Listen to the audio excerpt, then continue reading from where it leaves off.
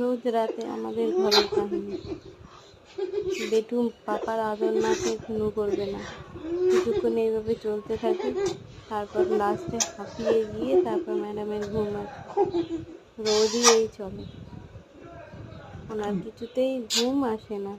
পাপার কাছে আদর না খেলে ওনার ঘুম আসে না। আবার হাত ধরে রাখে পাপা, যাতে পাপা কোথাও চলে না যায়।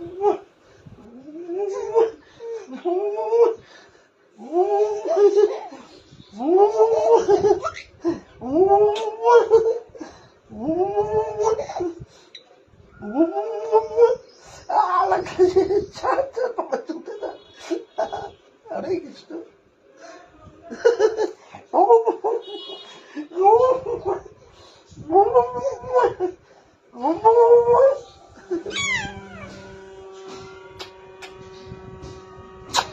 যাও খেয়ে নাও।